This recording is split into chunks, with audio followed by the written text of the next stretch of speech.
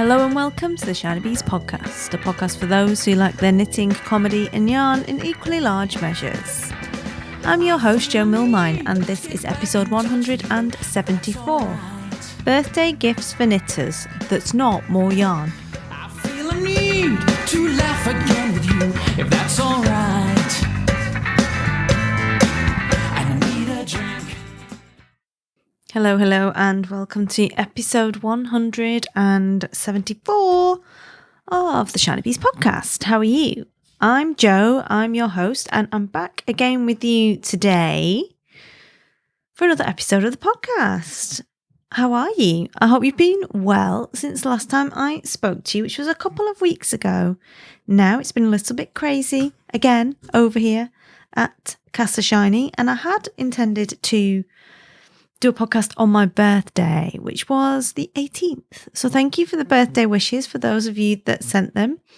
But I sat down at the computer to start recording with a glass of bubbles, and then basically got a little bit distracted by the bubbles and decided it was probably better if I didn't indeed record them.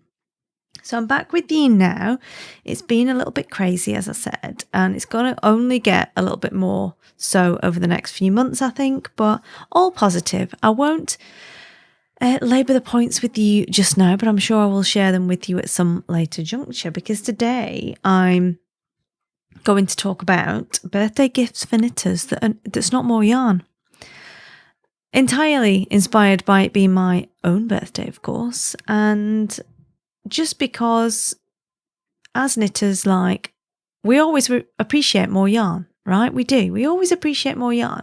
But as a gift giver, sometimes it is a little bit less fun to give a gift that then sits in the stash potentially for quite a long time. And it can be a little bit anxiety inducing if you are not a knitter, but you are trying to give a gift or find a suitable gift for a knitter. It's not always that straightforward. So I thought today I would talk a little bit about other options for gifts for knitters for birthdays. I mean, Christmas also works as well, I guess, or any other gift-giving holiday that you partake in when it comes to finding things for a knitter. So I thought I would talk about that today. And yeah, happy birthday to me, basically. I'm now 38. I've not achieved everything in my 38th year that I thought I would, but you know what? I've got my 39th and I plan to get some of that done once the curveballs stop coming my way. But I'd be bored, wouldn't I? I would be bored if everything went to plan. You know what I'm like. And I was sat here thinking about what I would normally be doing around my birthday, because my birthday happily coincides with the usual weekend, either the weekend before or the weekend after, of Edinburgh Yarn Festival. Do you remember when we used to go to festivals for the yarn? And obviously EYF was a couple of years ago now, because they decided to take a year off, and then obviously it's not been on this year either. And I'm really missing my knitting pals. I'm used to being able to have like a really fun, exciting weekend and get to meet up with everyone. And it's my birthday. So it's normally really good fun. And I'm really missing my knitting pals and hanging out and catching up with people that I don't necessarily see, even from year to year, really. So yeah, if you're used to hanging out with me, drinking gin in the finer parts of Edinburgh on my birthday, I miss you too. I miss you too. I miss the birthday bumps, the birthday cuddles, the birthday gin, and the birthday fun. But I still managed to have some, of course, and it was really good. So if you've enjoyed the podcast this year, because we're now actually at the anniversary of Corona birthday, if you've enjoyed the podcast, oh my word, long day today. If you've enjoyed the podcast over the last year, since it kind of came back with a vengeance during the COVID crazy, or you just want to give me a birthday gift and say, Jo, you're a legend, thank you very much, you can write me a review for the podcast. I would super appreciate it if you did. I am going to read them all out, and say thank you personally to you for leaving me a review, because everyone likes to be told that people enjoy their work, obviously, and I just want you to love me, obviously. And in all seriousness, it does obviously help with search and stuff, so it helps other people find the podcast. And like anything else, whether they're going to like it or not, and encourage people to try it, I'd really love it if you would leave one on your podcast app of choice, or Podchaser would be great. That is a fairly new platform, but it's going to be basically the IMDb of podcasts. So you can actually claim credits for all the other podcasts that you've been on as a guest. And if you edit other podcasts or produce other podcasts, it's almost like an audio CV. So I would love, I see that Ruth already put one on there for me. Thank you so much, Ruth. But if you would consider doing that as a personal favour, personal thank you, personal happy birthday, Joe, to me, I would be mega grateful. It doesn't have to be like massive or War and Peace. Don't worry about it. Just be like, really like Joe. Good Tunnocks chat. Plenty of gin. Thanks very much. We'll be adequate. But yeah, if you wanted to do that, I would be very grateful. So moving on to the topic for today, which is ideas for birthday gifts for knitters that isn't more yarn. And I've got a few ideas. One of which I've borrowed from myself. So my first suggestion is some Adidas Samba Fox trainers. You can get these from adidas.co.uk and the equivalent other Adidas shops wherever you may be. And these are £75 and they are a pair of trainers. Now, why does a knitter need a pair of trainers other than to run to the yarn shop or walk around Edinburgh Yarn Festival? Well, this particular special edition Samba Fox shoe trainer is a collaboration between Adidas and the Fox Brothers.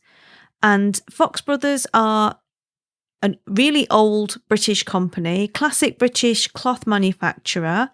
And they've been going since like the 1700s or something, like a long time.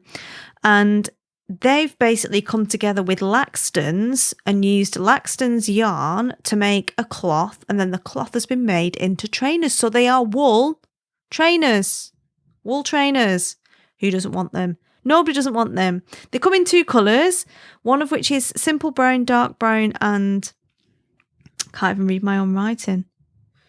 And white, basically. And then there's a dark brown, off-white, and simple brown version. So one is kind of like more on the brown, natural, kind of Hebridean-y looking. Not quite so dark as that, but that sort of colour, like your mid-brown. And one is the lighter, natural colour of your sort of Mash and BFL. So it's like the light coffee, like pale coffee coloured yarn colour.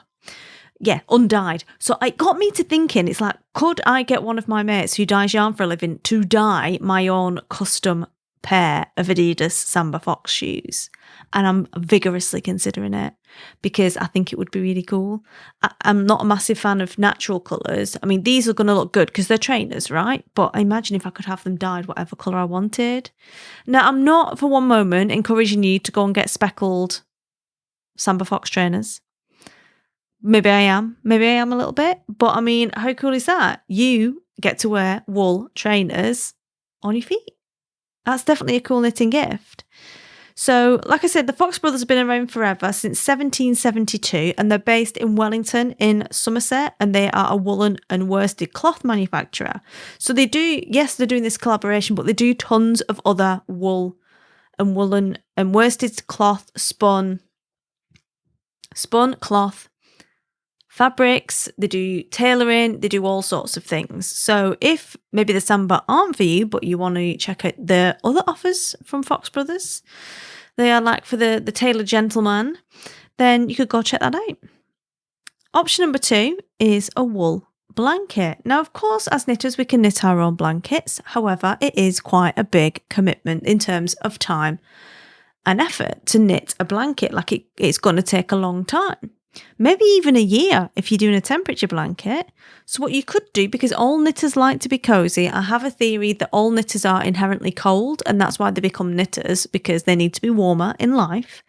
And everyone likes to be snug, right? If you sat there having a little knit, it's nice to have your little toes tucked in a blanket, all nice and cozy on the sofa whilst you're knitting.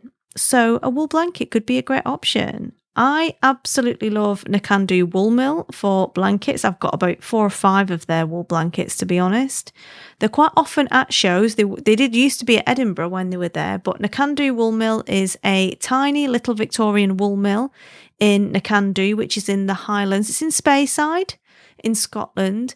And it was brought back from ruin, essentially, in the 1970s. It was derelict to a full-up working mill and visitor centre now. So they do make a lot of various different wool products and actual hand-knitting wool as well. And one of the products they make on their Victorian Dobcross looms are wool blankets. And they are super cosy on actual Victorian machinery. So you could have a look at them. It's Nakando Wool Mill, Knock and O, it's spelled. Nakando is how you say it. Or if you don't want a Scottish one, you could go for a Welsh one maybe. Check out Trifu Woolen Mills, which is near Conway in North Wales. And they have all sorts of different Welsh blankets, because the Welsh blanket is a different design to a Scottish blanket or a tartan blanket. It's completely different design. So, and that's quite a large mill, and you can go and have a look what they've got. It's a little bit less expensive, but some different patterns if you don't necessarily want the tartan type or a plain type blanket. Or you can have a look at Fellinfac, which also do blankets, scarves, hand-dyed yarn, and have a look near you if you are not in the UK, because obviously I could, but it might get expensive for me. Go and research every little blanket manufacturer local to where I am. But I mean, these are just some options for the UK. And I mean, they ship worldwide, I assume, as well. I think the Nakando stuff is available in Harrods or somewhere, or John Lewis or something like that as well now. But there's going to be little mills close by where you are potentially, particularly if you're in, like the States or Canada or Australia, where you could find something like this, something nice and cozy. Option number 3 then for you I've got is a project bag. Now, a lot of us do have project bags anyway, and I have a little bit of a bugbear about project bags in that not all of them are multi-purpose. They are very definitely a project bag for the knitting. But there are some manufacturers that make them where it's a little bit more flexible, and it can be a bag that has a knitting element, but it isn't very obviously a knitting bag. Such as Delaque, which used to be called Namaste, but the name has been changed. It was bought by Jimmy Beans Wool, and it's now trading under Delaque. And they have the Maker's bags, which are canvas bags, waxed canvas bags that are specifically designed for knitters. So it has all of the different little pockets to separate out the different parts of your knitting to where it needs to be. It has a little holder for the yarn to go through. To feed the yarn through out of the bag. It has some extra little bits of frippery, like in case of emergency break glass type stitch markers and stuff in there. So an interesting option that isn't very obviously a knitting bag is a little bit more multi-purpose. I preferred them when they were a bit more leather or leather look. I'm not a huge fan of canvas bags because it just makes me think of country, Yorkshire, farmers, basically, which is not the look I'm going for in a swank bag. If I'm going to fork out for a bag, I want it to look like quite neat, but they're very nice and very popular. Canvas bags are mega popular, just like Hide and Hammer, which is the next option. Now, I don't have a Hide and Hammer bag, but people tell me they're great. And the basket bag is made out of oilskin and it's really flexible. You can make it to different sizes using a strap on top of it, where you can kind of roll it down to make it into a small bag, or you can roll it up if you've got a sweater in there, and the size of the bag adjusts according to the size of the project you've got, which is really cool. I think they're quite expensive for what they are. They are nice, but you do pay for them. They're £85, which I think is on the higher side personally for what is a knitting project bag. I ain't got a problem paying that for a handbag, but that is a knitting project bag. It's not quite the same thing.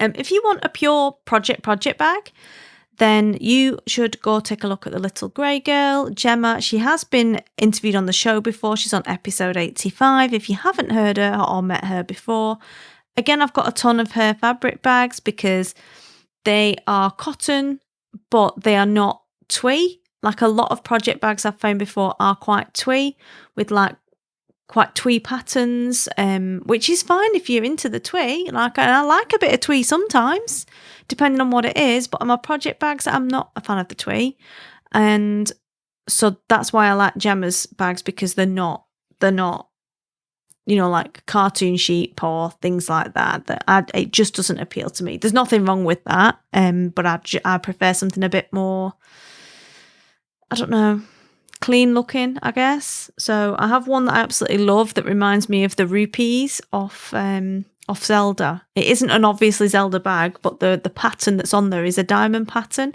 Just makes me think of the rupees. So if you like a squashable, foldable up cotton bag, but not the twee ones, then you can go over there and check that out. Her medium bags come in at £28, so not, horrendous by any stretch of the imagination. And they are lovely, very nicely made.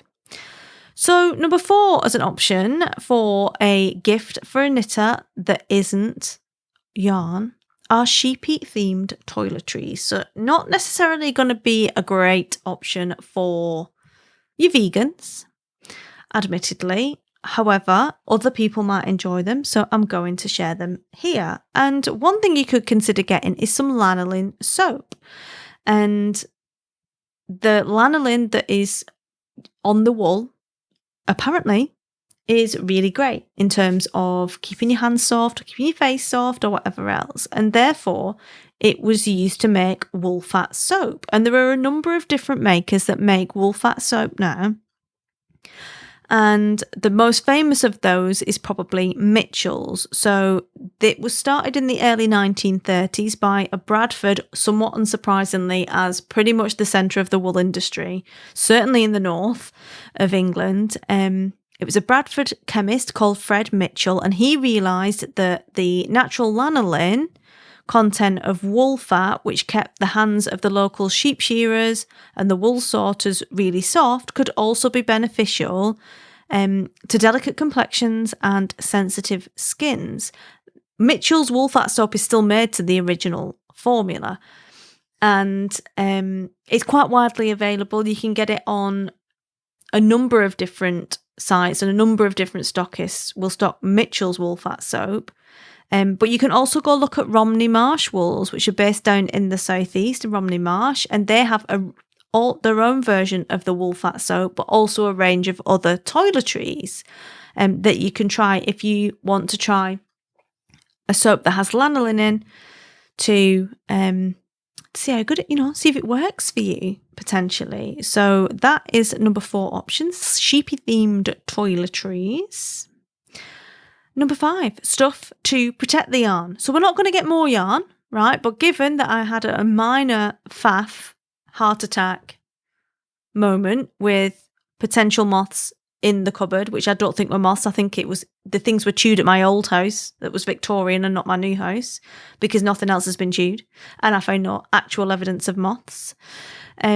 Stuff to protect the yarn could be a great option because it can be quite pricey potentially, and there are lots of different things that you could consider using to protect the yarn, such as lavender bags or lavender sachets. Again, you can get some from Romney Marsh that are handmade with lavender in, but lots of other places will do them as well. Or you could potentially create a kit to make a lavender sachet. So source the dried lavender, source the fabric, and put that together into a kit for your favourite knitter. Because if we like knitting, we generally like the sewing and the making and the baking and the reading and other stuff as well. It just tends to be what we're into.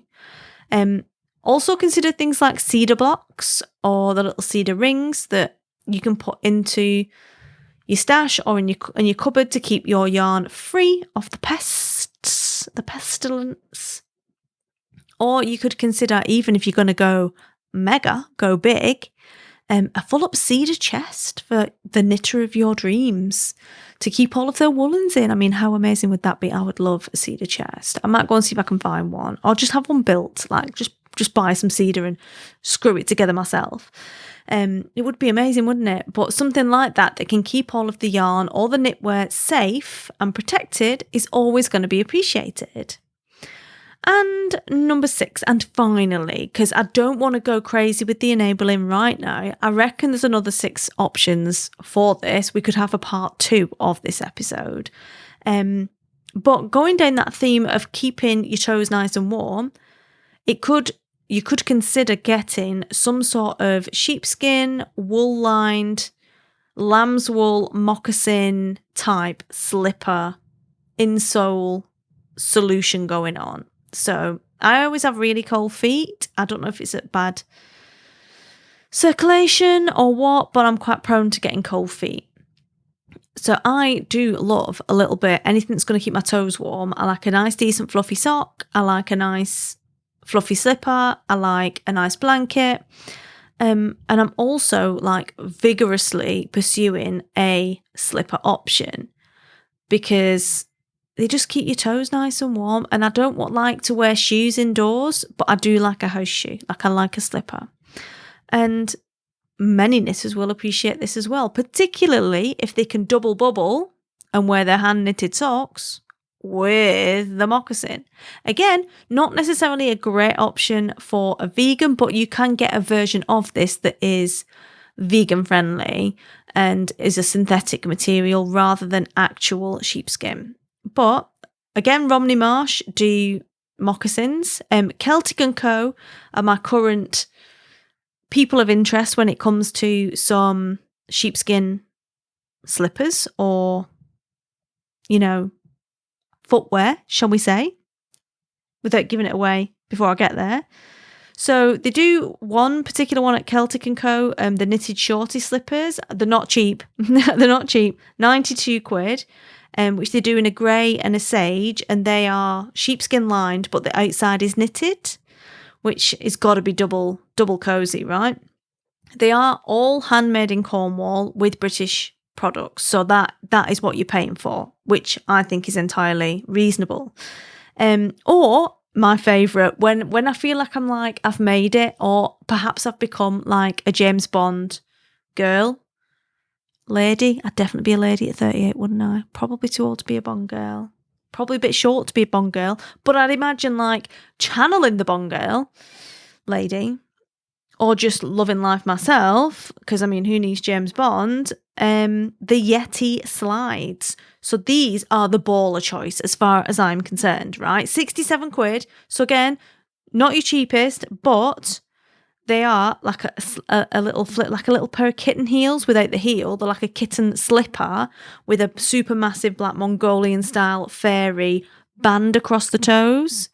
I just think that'd be mega baller. Like when Carl comes with my post, Carl the postie, he knocks on the door. Carl's going to be commenting on the sliders. He's going to be commenting on the Yeti sliders. He's going to be loving them. Just like Dylan from DPD, they're going to be loving them.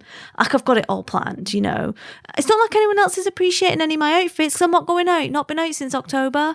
But, Carl's going to love those little fairy sliders. So I'm vigorously considering some of those. But also, because I've not been out since October and there's no need for any outdoor wear, what about some merino loungewear? I'm thinking it might be possible. I'm thinking it might be a good idea. Merino loungewear. I don't want no sweaty synthetics, right? Because I don't like a sweaty baby. I don't like a sweaty Joan either. I don't want no sweaty synthetics, but some merino loungewear I could get on board with for shizzle. So we have the merino lounge pants, also from Celtic & Co. Thank you for enabling us. And they are made in the UK from non-mulesed, fully traceable merino. Oh yeah, I'm loving that. Get involved. Again, not the cheapest at £85, but you couldn't knit them for that, so I think get involved, frankly. Other places you could look for sheepskin products are Skye Skins, which is an independent sheepskin place up on Skye, or Sheepland is another one that you could go to. I still have a sheepskin that that I got an organic one when the beast was little to go inside her pram. And that has lasted, considering how much of a battering it's taken, has lasted really nicely. So you might want to consider some sort of sheepskinny product for the knitter in your life. So there's some of my suggestions for gifts for knitters that are not more yarn or is not more yarn. But I'm interested to hear, have you tried any of these products yourself, or do you have a go-to gift for knitters that's not yarn that you could recommend to me, and I can then share that with the lovely listeners? Let me know. I am at Shiny Bees on the socials, or you can email me info@shinybees.com and tell me if you've got any recommendations. That would be ace. So otherwise, I've got nothing else for you other than to invite you, if you are not a member of the Shiny Bees podcast community yet, to come and join us over on Mighty Networks. It's shinybees.com/community, and you'll be directed to the Mighty Network to be admitted to the Shiny Club. Of course, I'm going to let you in. I can't wait to hang out with you, but it's lovely over there, so please do come and join us. But otherwise, I will be back again next week. So I hope you will have a lovely week. Happy crafting, and I will speak to you all again soon. Cheers!